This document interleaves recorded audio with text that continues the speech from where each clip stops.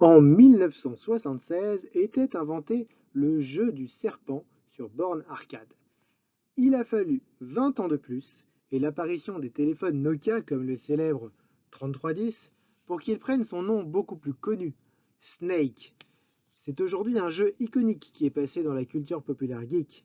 Bref, Snake est le titre qu'on a donné au quatrième défi de la série bleue du kit de base code en bois, le design du parcours faisant vraiment penser à cet immense serpent pixelisé. Mais regardez plutôt. Aucun squelette en vue, mais un chemin très sinueux à parcourir jusqu'au trésor, à toi de jouer. C'est le texte des instructions. Une première remarque immédiate, on n'a vraiment pas envie de compter le nombre de cases à parcourir ou le nombre de tournants. On a autre chose à faire. Qu'est-ce qui est particulier sur ce parcours? N'hésitez pas à poser la question tout de suite à vos participants. Qu'est-ce qui est particulier sur ce parcours? Parmi les réponses attendues, comme dans Famille en or, on peut citer premièrement que le trésor est situé donc sur la toute dernière case du parcours. Il n'y a aucune bifurcation, c'est-à-dire qu'on n'a jamais le choix de tourner à droite ou à gauche. On doit toujours aller en suivant le seul chemin possible. Toutefois, il faut éviter quand même de se cogner au mur. On sait donc exactement où aller. Voilà pour les deux principales remarques. Réfléchissons à présent en équipe à une stratégie de résolution. Déjà, il y a beaucoup plus de cases que le chiffre 9 maximum autorisé sur les briques rouges. À la limite, on pourrait s'amuser à répéter des gros blocs de plusieurs avances à la fois, mais on ne voit pas vraiment de motif répétitif à l'horizon qu'on pourrait répéter, aucune symétrie ou quelque chose comme ça. Donc on laisse tomber cette idée un petit peu, qui était plutôt pour les premiers défis. L'autre stratégie, bien sûr, à privilégier, c'est d'utiliser la boucle tant que, la boucle while, et qui nous permet d'avancer à chaque case avec un schéma un petit peu donc, analogue. La boucle tant que, classique, on l'utilise avec la condition logique tant que pas de trésor. Tant qu'il n'y a pas de trésor, on va faire tout un tas de choses. Et puis, enfin, quand on arrive sur le trésor, on va à la fin creuser.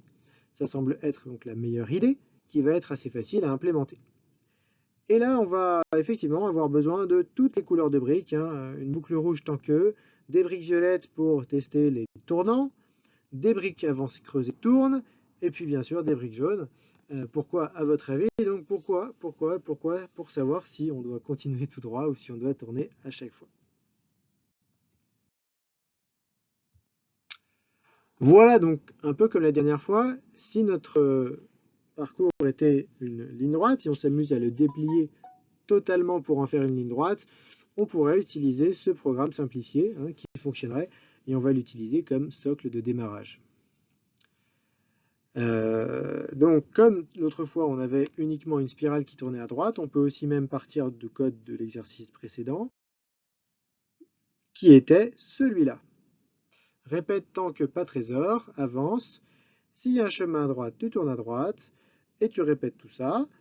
Et à la fin, quand tu as tombé sur un trésor, on sort de la boucle et on arrive sur le creuse. Sauf que là, on n'a pas que des tournants à droite, puisque ce n'est pas une spirale. On a parfois à droite, parfois à gauche. On pourrait dire, on fait deux blocs si fins l'un après l'autre pour tester d'abord. On pourra faire un premier bloc comme ça pour tester les chemins à droite et un deuxième identique pour tester les chemins à gauche. Mais on va voir que c'est pas la peine puisqu'on a en fait une brique spéciale qui nous permet de gérer donc ces deux possibilités d'un coup. Et cette brique, donc devinez, bien sûr, c'est la brique sinon. La brique sinon. Petit focus sur cette brique un peu particulière. On en avait parlé un peu vite, je crois, dans les premiers défis du bloc jaune. Alors une redite ne fait pas de mal. C'est une brique qui va permettre de tester un ou plusieurs autres situations au sein d'un même bloc si, donc plusieurs cas de figure. On reste toujours dans le même bloc jaune, vous voyez ici. On a un seul fin et on va désindenter uniquement à cet endroit-là. Là, on reste, vous voyez, dans l'indentation intra-bloc. On peut également lui mettre une condition violette. Il y a la forme imbriquée qui permet de le faire. C'est-à-dire qu'en fait, c'est une brique qui peut être utilisée de deux façons. Soit en mode sinon si. À ce moment-là, on met un test logique violet à côté. Ça donne par exemple, si il y a un tournant à droite, fais ceci. Sinon, s'il y a un tournant à gauche, fais cela. Fin. Mais on peut aussi vouloir réaliser une action qui se produit quand on est dans aucune des situations précédemment décrites dans le bloc ci. S'il y a un tournant à droite, fais ceci. Sinon, s'il y a un tournant à gauche, fais cela. Et sinon, le sinon tout court, dans tous les autres cas, on va faire une troisième chose. Mais pour arriver là, il faut bien sûr que tout ce qui était avant soit faux. Bien entendu, un test logique du bloc ci est vrai. Dès qu'il y en a un qui est vrai, on exécute ses actions à lui, et ensuite, c'est terminé. On passe à la brique fin. On continue la suite du programme. On ne lit même pas les autres sinon. Donc, ça veut dire que l'ordre des sinon est important, car la machine va lire de haut en bas comme nous. Voilà donc notre programme final. Je vais l'expliciter rapidement. Donc, si on a un chemin à droite, on tourne à droite. Sinon, s'il y a un chemin à gauche, on tourne à gauche. Et là, c'est fini. Notre bloc ci est composé donc de deux possibilités différentes.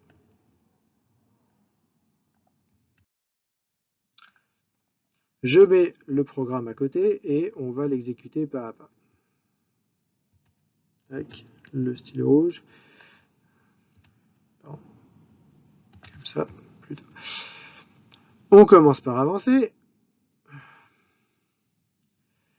Toujours pas de tournant, donc tout ça, on va le sauter. On avance encore. Pareil, on avance une troisième fois. Et là, il se trouve que la première condition ici est vraie. Donc, on exécute l'action qui lui est associée, c'est-à-dire tourne à droite. Comme la première est vraie, on en a trouvé une vraie, on ne va pas s'intéresser au reste du bloc et on va sauter directement jusqu'ici. Donc là, on a tourné, on se retrouve dans cette direction-là. Pareil, on avance, pas de tournant, alors on réavance. Ici, on a un tournant vers la gauche. Du coup, la première condition est fausse. On va aller voir la deuxième condition, elle est vraie. À ce moment-là, on tourne à gauche. Voilà. On fait tout ça jusqu'au trésor, et une fois arrivé, on peut creuser. Nous avons 1, 2, 3, 4, 5, 6, 7, 8, 9 lignes, c'est ce qu'il nous fallait, donc c'est parfait. Mais avant de terminer, arrêtons-nous un instant sur une erreur classique des participants, le sinon avance. Voilà ce qu'on voit souvent. Voilà le programme qu'on voit régulièrement, qui a l'air propre et élégant, donc 3 cas possibles. Un tournant à droite, je vais reprendre ça, un tournant à droite, on tourne, soit il y a un tournant à gauche et on tourne à gauche, et dans le reste des cas, donc sinon, on avance. Comme ça, dit oralement, ça semble bon, mais évidemment, il y a un loup, fin du suspense, ça ne marche pas. Alors pourquoi? En fait, pour comprendre ce genre de bug, il faut l'exécuter pas à pas, sinon on a du mal à le voir, mais le problème vient de ce qui s'est passé, de ce que j'ai expliqué à la fin de la vidéo précédente. Le problème de la direction relative du chemin. Vous voyez plutôt. Donc, j'avance et j'arrive au premier tournant. Là, je vois un chemin qui part à droite, n'est-ce pas? Alors, je pivote à droite. Voilà. Je me retrouve comme ceci. Est-ce que j'avance? Eh bien, non, on n'avance pas. Puisque, qu'est-ce qu'on a dit tout à l'heure? On a vu qu'il y avait une des conditions, donc là, du bloc ci qui était vraie, celle-ci. Donc, on exécute son action. Et comme la première est vraie, on saute toutes les autres et on va directement à la fin. On n'exécute donc pas, justement, l'instruction avance, qui n'est exécutée, je le rappelle, que si tout le reste dessus est faux. On répète une nouvelle fois la boucle rouge, donc on recommence, et là on va regarder donc de nouveau, est-ce qu'il y a un chemin à droite? Eh bien, comme on l'a vu tout à l'heure, en fait il y en a un, puisque le chemin d'où on vient est vu par le personnage comme un chemin qui part de sa droite. Donc qu'est-ce qui se passe? Le programme détecte ça et demande donc de tourner à droite. Une nouvelle fois. Zut, ça recommence. Paf! On n'avance pas. Et au coup d'après, qu'est-ce qui se passe? Eh bien, on voit cette fois-ci un chemin qui part à la gauche du personnage. Donc c'est cette condition qui va être vraie. Et on n'avance toujours pas. On va pivoter. On va lui faire des pivots. Alors, des pivots comme ça, zic, zic, zic, zic, jusqu'à l'infini. Car à chaque fois, en fait, il voit un chemin qui part soit à gauche, soit à droite de sa case. Conclusion, donc, il ne faut surtout pas mettre les avances à l'intérieur du bloc jaune, ou alors on le met, mais on le répète à chaque fois, un là et un là, pour être sûr d'avancer dans tous les cas de figure. Mais l'idéal, c'est de le mettre bien sûr à la fin, comme on l'a vu tout à l'heure. Voilà, c'était le gros piège de ce niveau, j'avoue. Si vous n'êtes pas tombé dedans, bah, bravo. Et peut-être une deuxième conclusion, c'est qu'on a là un vrai exemple de l'intérêt crucial d'exécuter son programme au tableau. C'est tout l'intérêt de code en bois, parce que dans 9 cas sur 10, en exécutant le programme pas à pas, on trouve pourquoi ça ne marche pas, et alors qu'on pensait que ça marcherait.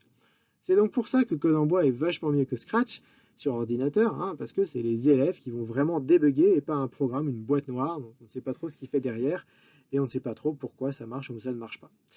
Voilà le petit coup de publicité, donc merci et à la prochaine, au prochain défi.